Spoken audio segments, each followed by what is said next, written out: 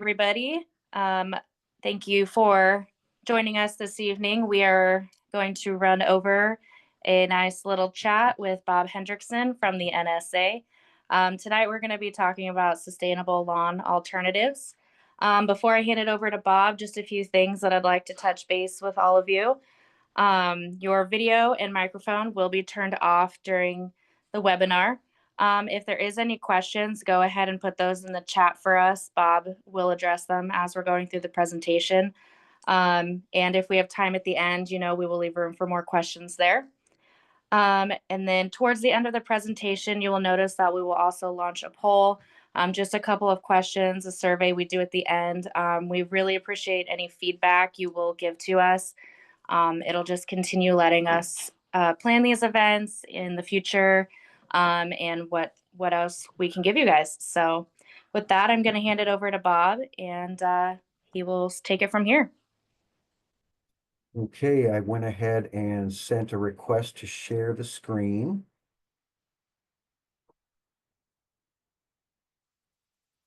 All right, you should be good to go now, I think. Okay. Let's see, there we go. Whoops. I got to start at the beginning though. What am I doing? Hold on, folks. Bear with me. Sorry about that. I was looking at it before I got started to see, am I ready for this? Well, thank you for having me again, Conservation Nebraska. Thank you for the good work you're doing to try to make Nebraska a better place for all of us to live. I'm with the Nebraska Statewide Arboretum, and if you haven't heard of us, we'd love for you to follow us on Facebook. Is the easiest way to, we're on Instagram, Facebook. Become a member of the Statewide Arboretum. We're a membership-based organization, plantnebraska.org for all the latest, greatest plant information. You can find it there. But tonight I'm going to talk about rethinking the great American lawn, right? And even just driving here from home, when people talk about lawn alternatives, that title, what does that exactly mean? We'll try to define that as we go forward here. But for me, it's kind of like this, I'm tired of mowing the lawn. I do want to save water, and lawns are thirsty. Did you know 70% of irrigation use in the summer months, July, August, 70% of that irrigation goes towards our lawns. And that 70%, in Lincoln, on a hot summer day, we might burn through around 90 million gallons of water in one day.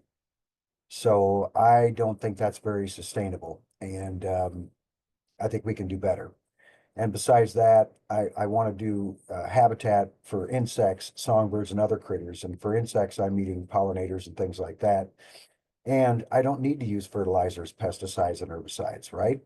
I can pull weeds, I can hoe weeds, I can plant things to keep the weeds out. All of those things, that's what I'm after, rethinking the great American lawn. This is my place. My wife, Pat, and I live here. And as you can see, we're shrouded in trees, right? Where's the house? It's back in there somewhere. And so I'm dealing with a lot of shade. So I can't really have much for prairie gardens. In fact, my lawn is right here. And we bought one of those reel mowers, one of those old-fashioned mowers, non-electric, non-powered mowers. And yeah, it gives you a little workout. And I've learned to use those little guys.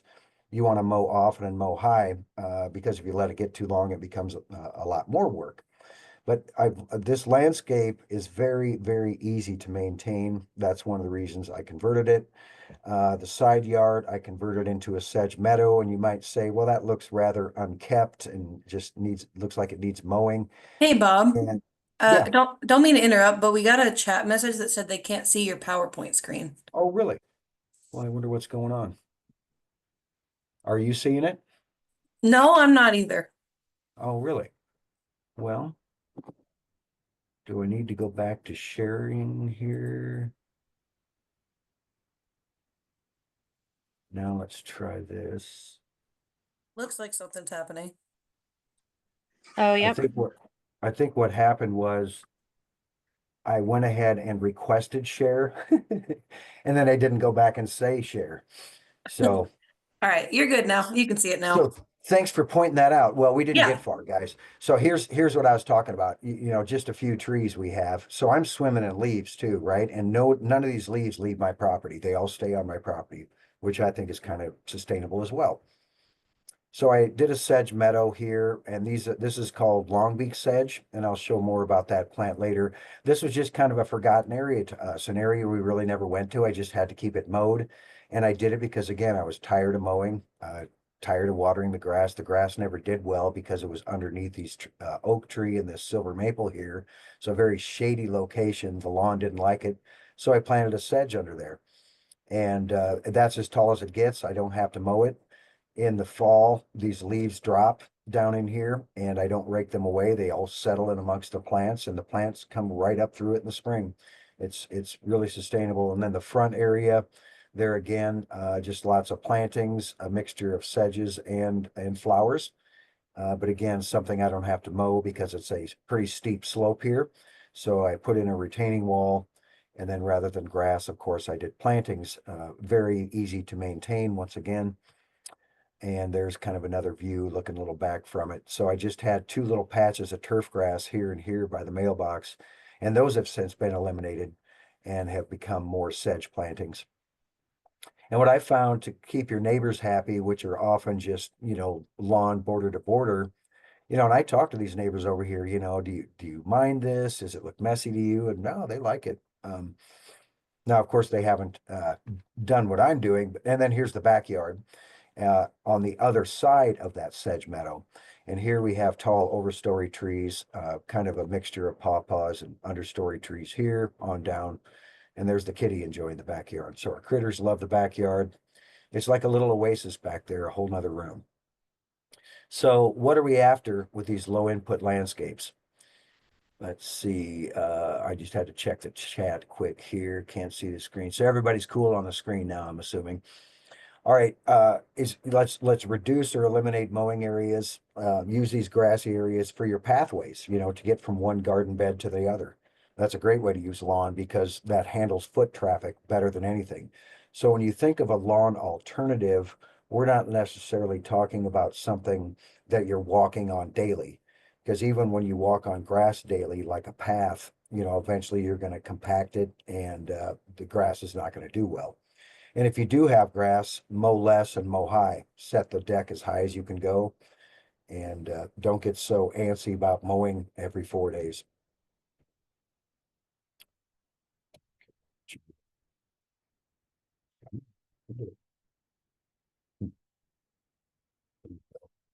All right, so first we have to kind of define if we're putting landscapes in to replace lawn, it can either be a prairie, a savanna, a woodland type garden. And prairies are those full sun gardens, right? And savanna is another name for part shade, where it's more like 3 to 6 hours of sunlight a day. And then you have your woodland garden, which is 3 hours of sunlight or less.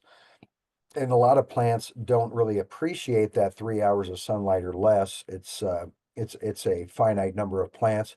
A lot of these woodland plants do very well in a savanna type condition. So that when you say a woodland plant, it can take 6 hours of sunlight, no problem, a half day of sun. It's just that hot sun in the afternoon is where they really prefer that shade.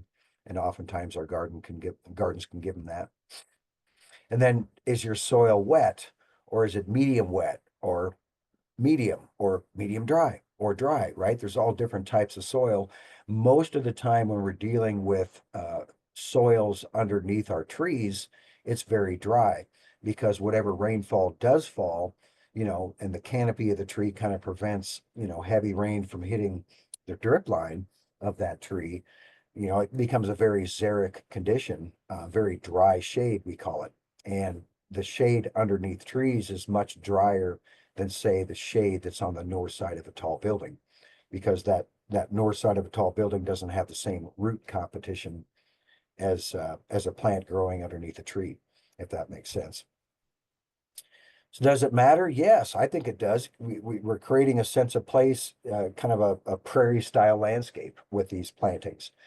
And will benefit wildlife that depends on these grassland habitats, right?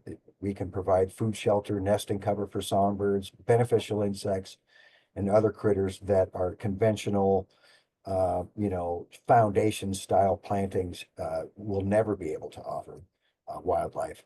This is a garter snake in amongst a sedge clump, And you might say, well, I don't want more garter snakes in my garden. Sure you do. They're good critters. They matter. And garter snakes are another thing that are declining simply because of habitat loss. So it's nice to see a garter snake kind of weaving in amongst the sedge plant there. Is it sustainable? If you continue to water after your plants are established. So what I tell people is if you plant in the spring, what does establishment mean? Well, by the fall, they should certainly be established, meaning I'm going to water them more than I will the following year. I'm establishing my plants.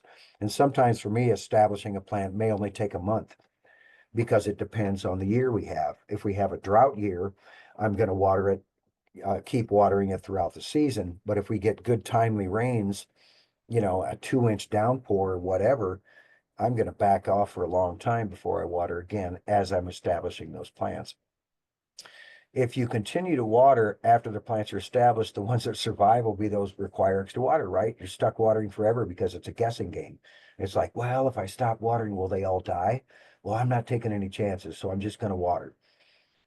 So what I found at my place is tough love. The landscape I show you at my place has not had a sprinkler on it in probably 15 years, even through the drought years. The only time I've set up a sprinkler is when I'm establishing a new perennial bed. And what I've been surprised with is, okay, man, tough love, it's tough. It's tough not to water. And it's like, am I going to let everything die? And then it comes back just fine the next year. Now, 5 years of extreme drought, yeah, that's different. And then we're looking at the Dust Bowl. We got bigger problems than in your landscape drying up. All right, and realize this, in the Great Plains, especially during a drought year, a watering every month or so, is not necessary. They won't die on you, but to keep your garden from going dormant and kind of looking sad and sorry to your neighbors, for property value, sure, it doesn't hurt to water, if we're in droughty conditions, watering it every month, it'd be perfect. Okay, so the first group of plants I want to talk about is our native sedges because they're such an important group. They're becoming more and more popular, you guys. Not everybody has this look of this cute arbor going up, some steps, but you get the picture. This is in a very shady location here, and this is one of the shade tolerant sedges called Pennsylvania sedge that is becoming very popular as a lawn alternative. Because if you tried to get lawn going here in this shade, it'd be very difficult. The lawn would not perform. So our native sedges, the Carrick species, in Nebraska, we have 60 of them. Most of those species are native to wet areas, but there's around, a half dozen or so that are native to woodland areas or these dry understory areas underneath trees. So let's talk about sedge lawn alternatives because a lot of us are dealing with shade, part shade. This is where they thrive. Full sun, not necessarily. However, I have not tested them enough in full sun to see how will the plants perform in that hot blazing sun. But if you're sitting at a half day of sun, 2/3, 1/3, anything like that, these sedges are for you for a lawn alternative. And what you do is you basically plant these as plugs. You kind of see this tufted look there. These were likely planted around 12 inches apart. And then they just kind of grow together as in this clumping fashion. And there's no reason in between those clumps when you're planting, you couldn't put crocus bulbs or snowdrops or daffodils or tulips. There's no reason you can't have spring color in this sedge lawn. The beauty of it is you don't have to mow it but once a year in the spring, kind of mow back that old growth, and then the new growth comes up through it. And away you go. And that's as tall as it gets all year long. And people are doing more and more of these in larger areas like this, shady backyards. And I just think it looks very, very attractive, very uniform look. And that's what you do when you plant these sedges. There again, you can see the individual tufts of that plant, but when massed together, it looks like one big scene. And there again, in between these plants, you could plant wildflowers. There's no reason you can't. We'll talk about that. They even have a fancy name for it. They call it a matrix. And simply a matrix is you could look at it as random repetition. I'm repeating this same plant throughout my bed, but I'm also repeating different wildflowers in between those plants. The leaves of this plant, this is a wild geranium, which is a great one to include in between these clumps.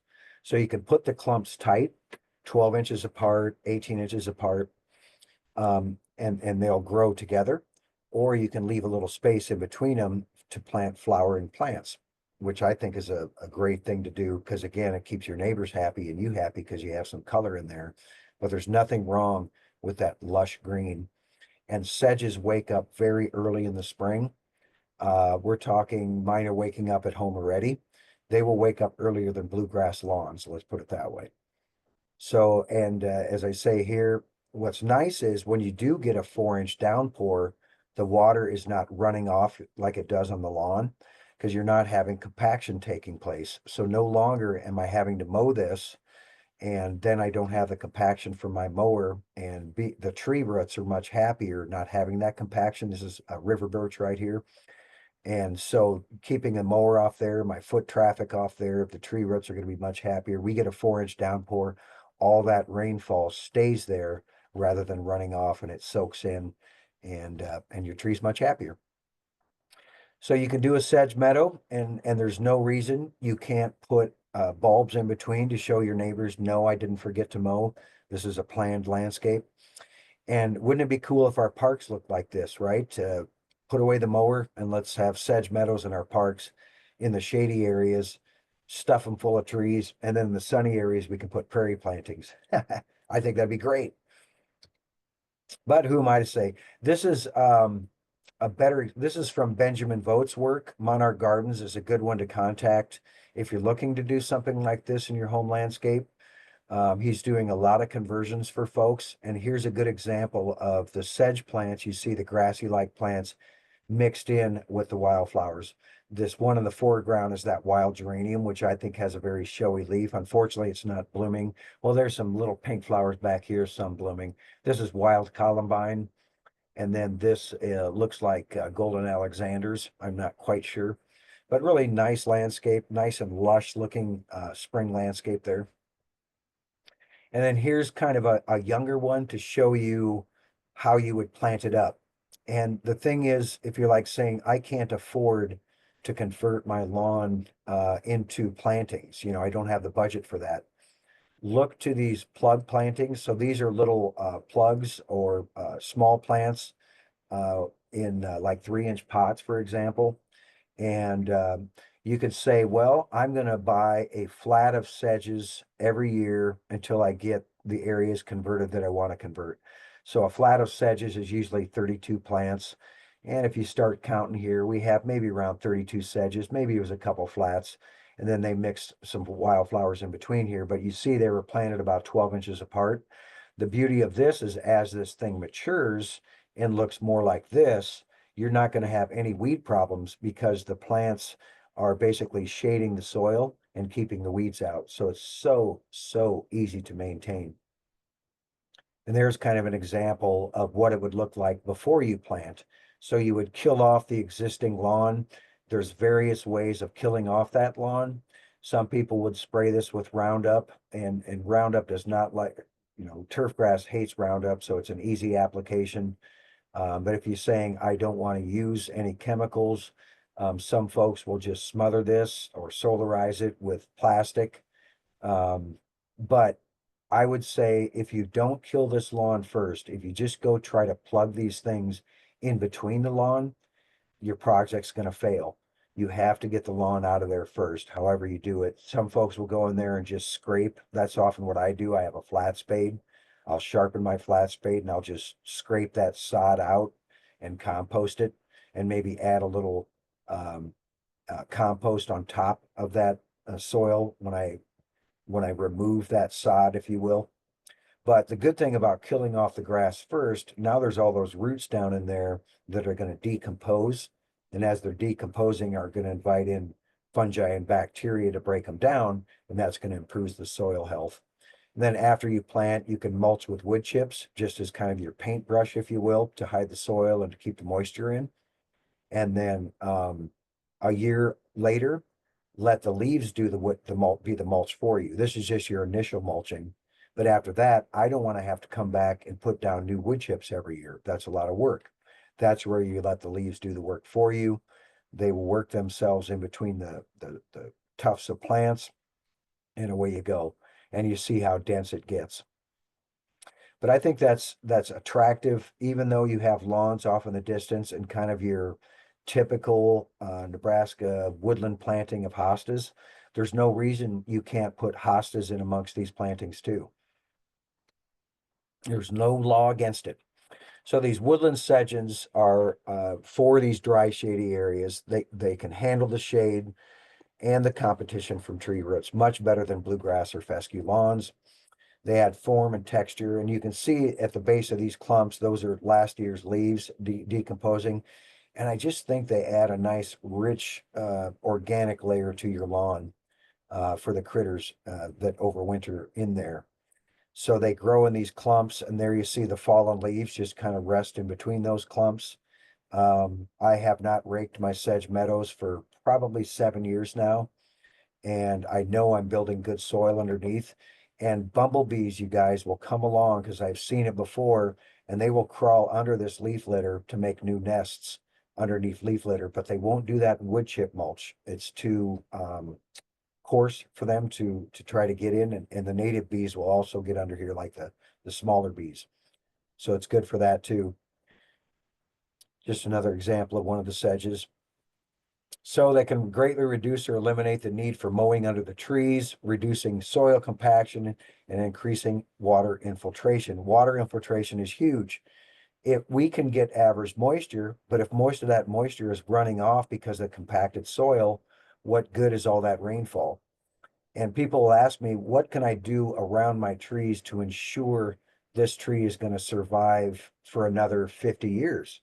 And I say, eliminate this guy and get more natural, eco-friendly landscaping underneath the trees that is just as easy to maintain. So we have to look at maintenance as different. Rather than I mowed for an hour or I had to break out the weed whip. Let's see, I probably spent what, 15K on this mower and about $300 for this nice weed whip. And, you know, but maintaining a sedge meadow is much easier, in my opinion. You just have to know the difference. Get off your mower for an hour, maybe pull a few weeds, but you'll find that there's very few weeds that attempt to grow. So maintaining a planting like this is just really easy. So they emerge in early spring, growing quickly into dense tufts. And you can see there's two different species of sedge, one with a little finer leaf, one with a little coarser leaf there. And then this is the one I have in my yard. It's called longbeak sedge. And it actually has flowers on it in the early spring, which I think are rather attractive. This is about, 15 inches high. You're looking at there. And then those little bright, it's almost like a yellowish white color on the flowers. This thing will bloom. You can see across the street, my neighbor's lawn. He has not even mowed the first time. His lawn's just greening up, and my sedge is already in flower. So that's pretty impressive. This is probably a late April picture here. Shade-loving sedges combine well with the woodland wildflowers. As I say, here's a good example of, I think, the two foliage. They complement each other, fine texture with a more coarse texture. The human eye likes that. Oh, and they also keep aggressive shade-loving ground covers in check. So I like this plant, but it spreads too much. Well, your sedges will slow it down. They might weave in between the clumps, but it's certainly going to slow them down. And there you see a hosta in amongst the sedges. Like I said, there's no law that says it has to be strictly native. So again, they meet the design criteria that requires low height vegetation for visibility. I'll back up and show my picture again. We're along a roadway. I couldn't plant anything too high here for sight visibility because I would have been told you have to mow that. So I was cognizant of that. And in Lincoln, you can't have anything along the street that's higher than 37 inches, which gives you quite an array of plant material to choose from at 3 feet high. They function as soil stabilizers, biological filters, and provide food and shelter for wildlife. From what I have read, the the dead stems, the dead leaves of the sedges that are there right now. Songbirds love to pluck those dead leaves and use it for nesting material because the grass blades or the sedge blades are so coarse and tough, and so they make a good nest. And what I like about them is they're not bothered by deer, rabbits, or grasshoppers. I mean, grasshoppers won't touch them. Rabbits certainly won't touch them. So if you have bunny problems trying to get some landscaping going, you can put a sedge lawn in and hide your wildflowers in between them, and the bunnies will think there's nothing here for me. So they're ideal. You can make it more formal for a compact, clean border to frame, or use that formal look to frame a more wild garden, if you will, meaning you have an edge here with your mowed lawn, but that mowed edge, again, tells your neighbors that your wild garden behind it is just that, a planned landscape. It just happens to be a wild one. One of the sedges that is my favorite for this application is the Appalachian sedge, not native to Nebraska, obviously native to the Appalachian region out east, but boy, it sure does perform well here, and it is tough, very drought tolerant. It's about 12 inches high and 12 inches wide, nice fine texture, and you see the little seed heads on it that kind of look like fiber optics on the plant. Attractive little sedge. Another thing that I like about them is the backlighting on the sun. When the sun's going down, they tend to glow in the landscape. So Appalachian sedge is one of those to put on your top 10 list. This is mine at home. I planted these clumps under here. I have an overhang, an eave that overhangs my house by 2 feet, 2.5 feet. And underneath that eave, I can't get anything to grow. So I planted this Appalachian sedge saying, let's see how tough you are. Certainly watered it to get it established, but not much.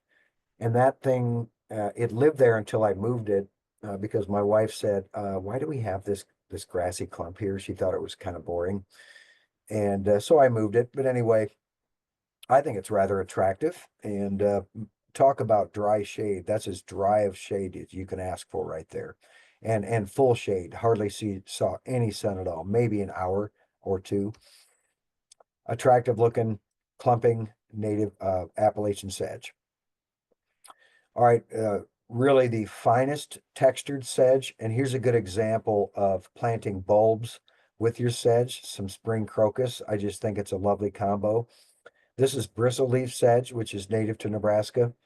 You'll find this in understory of oak, hickory forest of like Indian Cave State Park. You'll find it in places like Wabungie State Park, Fontenelle Forest, mainly in the southeastern part of the state. Very fine textured. This is my clumps at home that I have situated in front of this is called epimedium. This is a non-native plant that I think the two combine very well. And of course, some daffodils. And it's to show you that, again, here's a native sedge with non-native plants. You can mix the two. There's no law that says it has to be strictly native or strictly non-native. But it's just a nice, fine textured, tough as nails, extremely drought tolerant sedge. It does very well in a half day of sun. Dense shade. It prefers more of that half day of sun than really dense shade. It'll do fine in dense shade. It just will take a while to perform. But isn't that fine texture lovely? And there again, picture in between these clumps, anything you want to put there that you would plant in a shade garden, like crocus or daffodils or glory of the snow or squill, or just you name it, all sorts of bulbs you can plant in between these. And we'll talk more about some wildflowers you can put in between them, woodland wildflowers. So that's a good example of what a sedge lawn alternative might look like. Not for every location, not for every yard, but I think we can find spaces in our landscape to convert.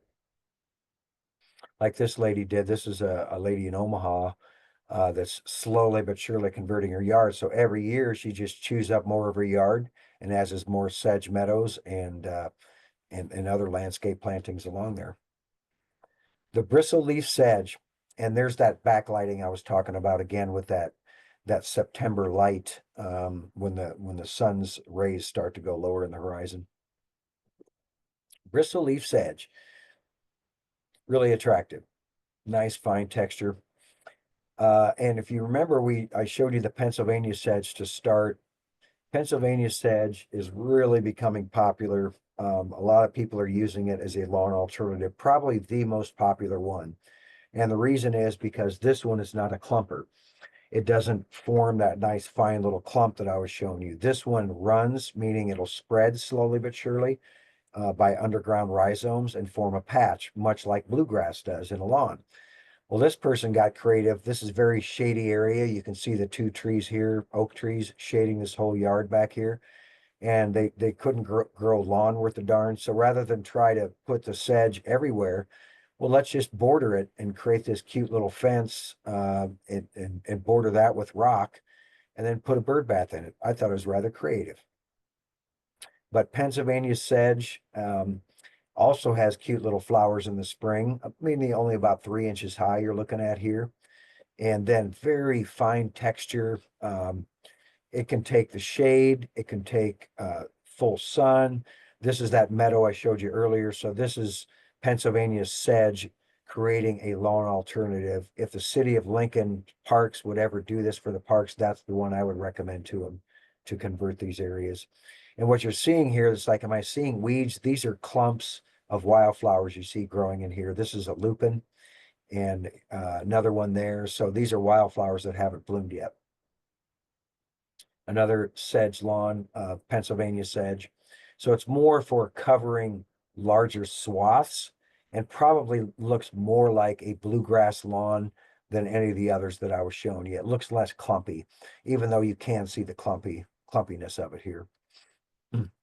But how you use it in your garden is kind of really up to your creativity. Here's just a small little area. They decided to plant it at the base of these flowers to kind of provide some fine texture at the base of the flowers. Really, really nice combination.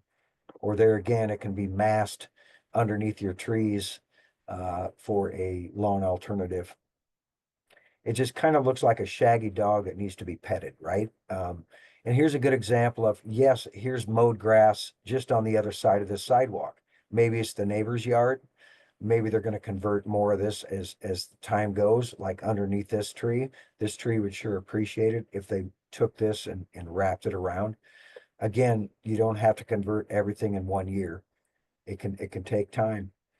But just lots of different creative things one can do in their landscape to give it that shaggy dog look. I think it's cool. Oak sedge, another native Nebraska sedge, and another clumper, fine textured, tough plant. Very extremely drought tolerant again, much like the others. Here is plantings at my place. You see, I planted the little plugs. I did them around 18 inches apart because I was on a budget and I didn't want to, I wanted to swallow up more square footage with the plants I had rather than putting them 12 inches apart. And then eventually they grow nice and tight and do their thing. Spring flowers, again, nothing showy, just interesting. They'll command your attention when they bloom. And honestly, they only bloom for like, I don't know, less than a week. Not very long. Mostly year after this look in the summertime. So the disadvantages, they don't always establish quickly, often reach maturity by the end of the second season. Most are propagated by division and sold as plugs. Planting large-scale projects in plugs can become cost prohibitive. That's why I say don't think you have to convert your lawn all in 1 year. You can look at the price of a flat of plugs and say, I can afford a flat a year, and that's about it. And I'm just going to take up that space every year. And if you buy a gallon, this is what I saw online, you guys. Somebody, if you go online and say, well, I'll order some of these online and I'll order these gallon plants, $37.99, give me a break. So you could buy one of those 3-inch plugs. It'll catch this gallon in 1 year or less in size and whatnot, maturity, and you'll only pay like $3 or $4 for that plug versus, give me a break, $37.99. I wouldn't pay that. Here's an example of what I would buy. This is a flat. I think there's 50 in this flat of plugs. So that is what you were seeing in those pictures, these smaller 3-inch plants. They establish very quickly, and they're more less cost prohibitive. So yeah, even these low maintenance lawns need some maintenance. Yes, they need some seasonal mowing just to tidy them up in the spring. For me at home, I let my plants come up through because I want to see, do I have to mow? And I'm learning that no, I don't. The leaves come up right through the old growth, but not everybody wants that look. You know, you want it cleaned up a little bit in the spring. I realize that. But you don't have to. The plants come up right through it. You know, and again, that supplemental irrigation, if it's really, really dry. And what I mean by that is when the drought experts tell you Lincoln's in an extreme drought, that's when I would consider watering. But I can tell you my sedge plants will make it through an extreme drought and just shrug their shoulders and not need me. Yeah, and then be sure to check with your local homeowners before you replace. Many areas have requirements and guidelines. You can't do that. You're going to lower my property values. That's where you can come in and make it look more not so wild by doing a monoculture, meaning all of one species or just several species to keep that uniform look, if you will. And then ensure your lawn alternative is kept attractive. Yeah, where your neighbors may not be used to anything except traditional turf. And that's what I say there is keep your edge clean. So between your beds and the sidewalk, or between your beds and the street curb, if you allow things to overgrow on the sidewalk or overgrow on the street curb, those are the people that are likely going to call you in. Because by golly, I can't have a plant touching my ankles as I'm walking by, as I'm walking my dog. Here's another cool sedge. This one probably has the widest leaf of any sedge you can plant. Really, really tough plant. I'm impressed with its drought tolerance. Seersucker sedge is an eastern native, eastern US, but the leaves on it, gosh, they can be up to about a 3/4 inch wide. And I'm not a fabric guy, but apparently there's a fabric out there you can purchase called seersucker that kind of has this puckered, dimpled look to it. Really cool sedge. And it has these really cool seed heads. Here you see this naked stem coming up out of the grass in the spring. And it's topped with these really super cool flower spikes. And they're subtle, and they're, you know, and it's fleeting. Again, only 3 days, but it commands your attention saying, come and look at me today. But it's just a cool sedge that needs to be planted more as just a nice textural component to it. And here again, you see that example of letting the leaves fall in between the clumps, and the plant will come up right through the leaves. And now you got nature's mulch. You never have to, no fuss, no muss, don't have to weed it, don't have to mulch it, don't have to mow it, and I don't have to water it. Yeah, and again, the bright shiny leaves, 1-inch blades. Yeah, and you can see those veins running down it. Just a really cool puckered effect on those leaves. Rosy sedge or curly styled wood sedge is another name for it. Carex rosea, even though it has rosy in the name, I don't see any red in the plant, but it's just another clumper, very similar to the ones you saw earlier. As you can see, they all kind of look the same. I'm just showing you another alternative, another example of one of our native woodland sedges. And here, what they did here is kind of fun. This shows a new planting, and it's a lawn alternative, but you can see there's 2 different plants they planted here. So you get kind of a color and a texture contrast going on here, but yet it looks attractive to the human eye because you get that. This is what I meant by random repetition. So they're repeating this one plant in here, here and there. You know, like it could be 5 of this, 3 of that, 4 of this, 3 of that. There's no wrong way of doing it when we talk about random repetition. Good question, Abby. Would sedge be good for yards with dogs? And I have my boss Hannah, whose dog loves to lay in her flower beds. Um, she said her dog couldn't even kill this sedge. Now, establishing the plant, I'm going to want to keep my dog off of it, you know, certainly from laying on it. But I think just dog traffic, if your dogs have a certain run they do, if you have a big dog, oftentimes they'll have a run along the fence, you know, looking at the neighbors or whatever. That dog traffic, if you will, I don't think they're going to handle it any better than turf. But if your dog's laying around on it, sure. I mean, if it's doing the same spot day after day, I don't think any plant's going to be able to handle that. But yes, they can handle, let's say, periodic traffic from doggies as well. So hopefully that answered your question for you. Let's see, and then where do you think we should buy the plugs? Any recommendations? Yeah, Morgan, or Lynn, a good question. There's some options out there, and I think it's always good to talk to if you have your favorite garden center that you've been shopping at for years, mention it to them, because I think, as they start converting what they're offering, I think is a good thing to our retailers. But right now in Nebraska, about the only place you can get them is Midwest Natives, which is here in Lincoln, or us, the Statewide Arboretum.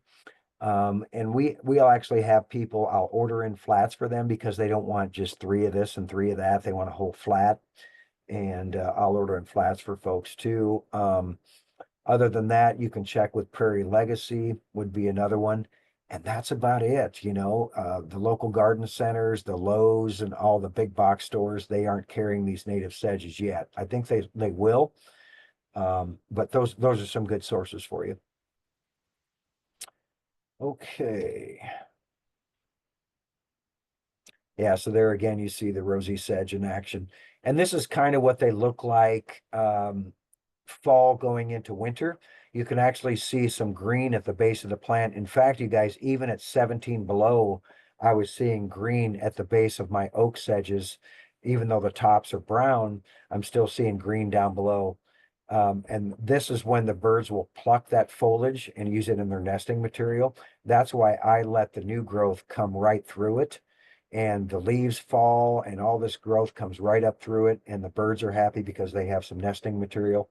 Because if you think about it, guys, all we do is mow and weed whip. And if you're a bird making a nest, where are you going to get your material from if it's not grass? Certainly robins will use little twigs and stuff, but they have to kind of weave that stuff together with grass blades. And we're also hell bent on mowing that. Really it's hard for them to find nesting material.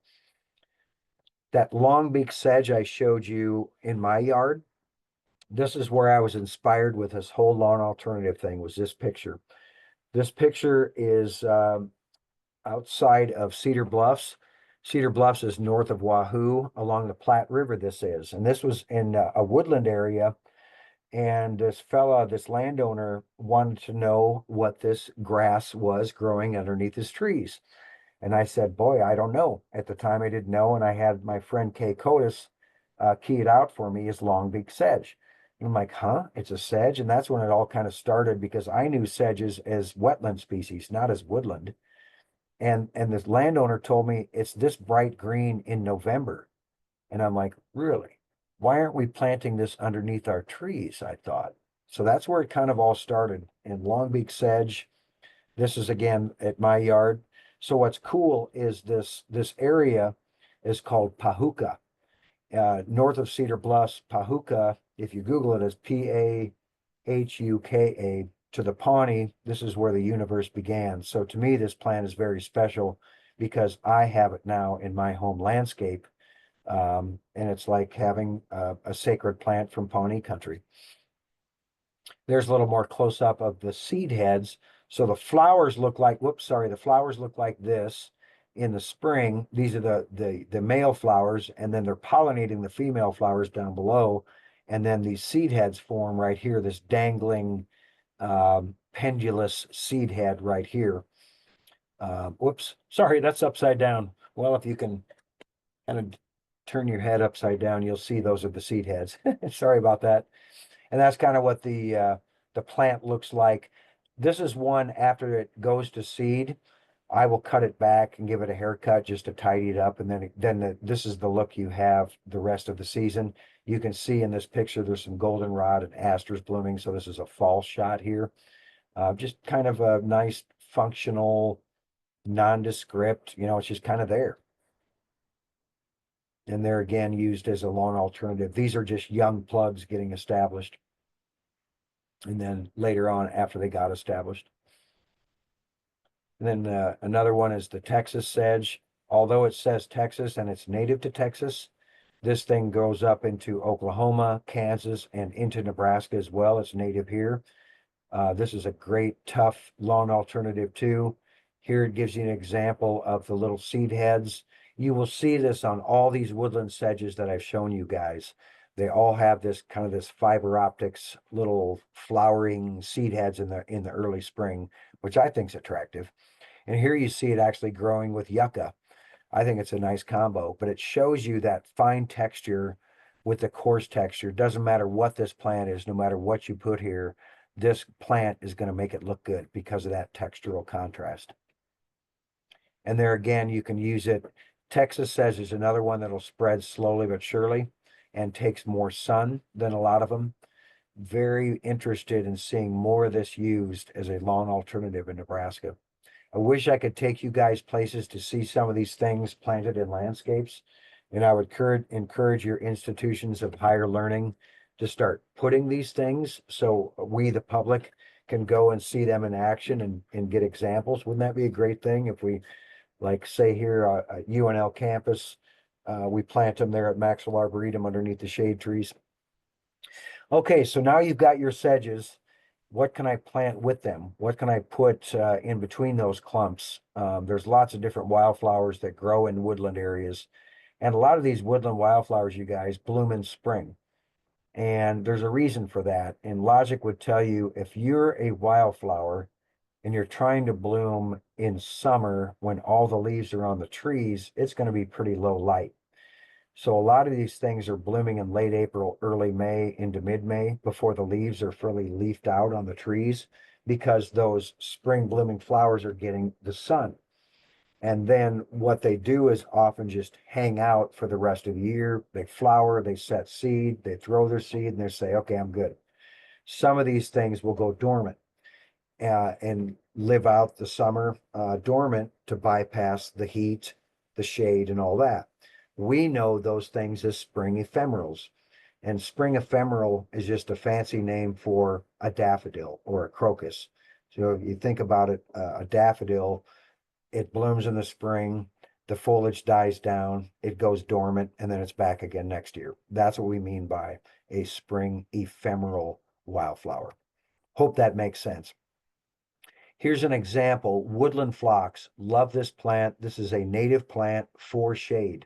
It can take easily 2/3 sun, maybe even 3/4 sun.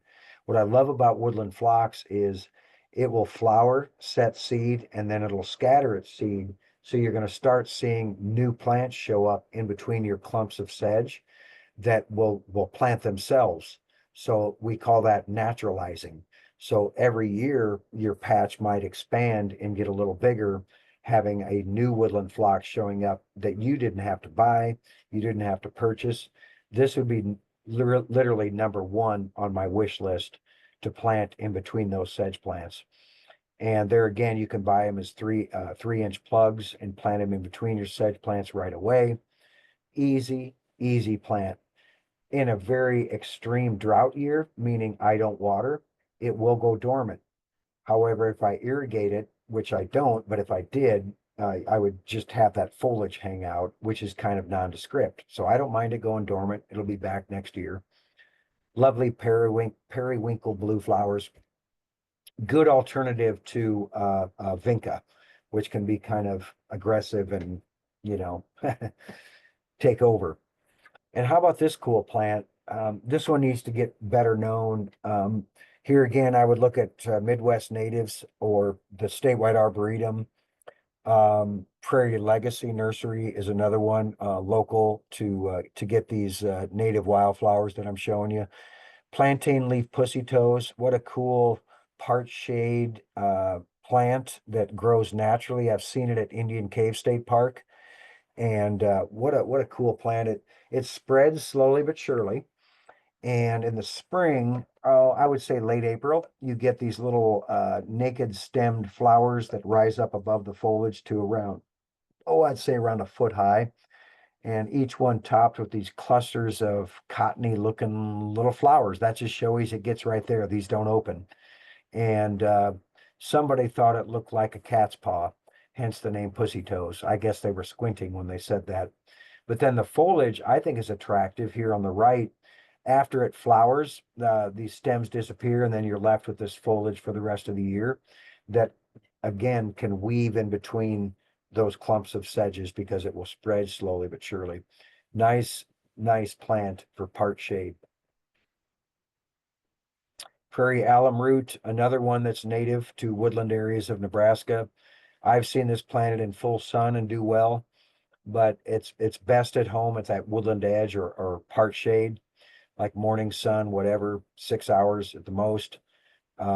Anyway, has a boring name, prairie alum root. This is our native coral bells, the Heuchera species. The coral bells typically have bright reddish flowers. This one's flowers aren't as showy. They're interesting, mind you. They rise up above that clump of foliage. And the foliage, though, in my opinion, is really attractive. There you see a close up with dewdrops on it. Really attractive foliage that remains looking good all season long. Very easy plant, very long lived. I mean, this plant will live 20 years in your garden. It's that easy and long lived. And there's the flowers up close. Again, not very showy, but I think cool. I mean, cool enough, kind of a yellowish pink two-tone, and bumblebees sure do like them. So it's a good pollinator plant that's again going to bloom in the spring, often in, I would say mid-May, around there. But what's cool about it is later on then in the fall, you'll get some great fall color on the foliage, probably the best fall color of all the coral bells. So I think it's this fall color is really one of the best reasons to plant it, period, because it's just very attractive and provides a nice interest in the fall. And it almost stays semi-evergreen. It certainly will stay this look right up until around Christmas time. You know, the dead of winter, sure, it's going to go completely dormant. And man, what a great one to combine in between your clusters of sedges too. Celandine poppy. I think it's also called woods poppy. This is one, it's not a true poppy. It's just somebody thought it looked like a poppy, hence the name. But this guy grows native down in the Ozarks. So it's native to Arkansas, Missouri. So not far away, not quite native to Nebraska, but close enough. And certainly easy and certainly tough. It's another one. Remember the woodland phlox that naturalizes? This one does the same thing. So it will kick out little seeds and you'll get seedlings showing up in between your clumps of sedge, and the plant will do it on its own. So your investment is, I'm going to get 3 or 4 or 5, whatever you want to start with, take care of them, get them established, and then let them go to seed. And then 5 years will pass and you might have 2 dozen plants. And I think that's a cool thing because it's got one of the coolest flowers on the planet. And I think the foliage is equally as attractive, in my opinion. Really easy plant to grow. And one of the best combinations you can have in your woodland planting is this guy, Virginia bluebells, which is pretty popular plant amongst folks, but the two bloom at the same time. So they just look like delicious candy planted together, and they both naturalize. This guy will seed around and this one will seed around. So you get what I call stock plants going that are going to create that naturalized effect for you, meaning if you create the space, they will eventually own it. Lovely when the flowers are in bud. Here's the buds you're seeing here, these little fuzzy gray things are the flower buds. And then the stalks coming up, it just commands your attention when it's doing its thing. What an awesome flower on the celandine poppy. And there's the Virginia bluebells. You guys probably know this one. It's a great one for part shade, a great one to plant in between your sedges. Just a fantastic plant. What I love about it is the buds are pink, and then as they age, they become this periwinkle blue. So you get that two-toned effect. on a cluster of Virginia bluebells. One of the best woodland wildflowers, period. I have to look it up. It's not quite native to Nebraska. If it isn't, it's like native to places like Iowa and Missouri, all the way east to the Appalachians. So hence the name Virginia bluebells. And can't go wrong. My favorite Nebraska combination is that woodland phlox I showed you earlier with this wild columbine, because those two bloom at around the same time. And wild columbine is a fantastic native Nebraska wildflowers that also naturalizes. So notice a theme here, you guys. Every plant I've shown you will seed around here and there to give you free plants and seed in amongst those clumps of sedges. So they're great investment plants, I call them. You're investing in the future by letting them naturalize in your garden. And there's a look of what the columbine looks when it's emerging in the spring. Mine are already emerging at home. And if you have columbine, it's one of those plants where you'll look for it saying, is anything greening up out there yet? Currently, everybody's looking to see if their daffodils are lifting out of the soil yet. But if you start converting your lawn to these woodland natives, you'll start looking for things like this emerging in the spring. Love, love the wild columbine. Another one for naturalizing. Now, the Solomon seal won't seed around for you. However, what Solomon seal does is it spreads by underground rhizomes and slowly but surely, and it forms a nice patch for you. Another tough as nails, extremely drought tolerant woodland wildflower native to Nebraska. The foliage, you saw the flowers there in that picture. The flowers are on the underside of these arching stems, and the bumblebees will crawl up underneath and kind of go upside down to get the pollen. So it's an important pollinator plant for the early season bee emerging insects. And just attractive foliage the rest of the year. And when they're emerging in the spring, I think they're very attractive. And here you see a clump, maybe it started off as one clump that's a spreading over time. Just a nice, easy plant to include in your woodland garden. And then later on in the fall, where those flowers were, will become these kind of this bluish black berries that are attractive. I haven't seen that the birds like them or anything. I could be wrong on that, but you're not necessarily planting it for the birds. But it's just another interest of that plant. And then it depends on the year, but it seems like about 1 in 5 years, you'll get some amazing butter yellow fall color on the Solomon seal, which I think is cool. So picture Solomon seal planted with that native coral bells, that prairie alum root that turns reddish in the fall with this yellow. I think that'd be kind of a delicious combination, just saying. Solomon seal has a cousin called false Solomon. Well, it's not a true cousin, but it's a false cousin. False Solomon seal is very similar.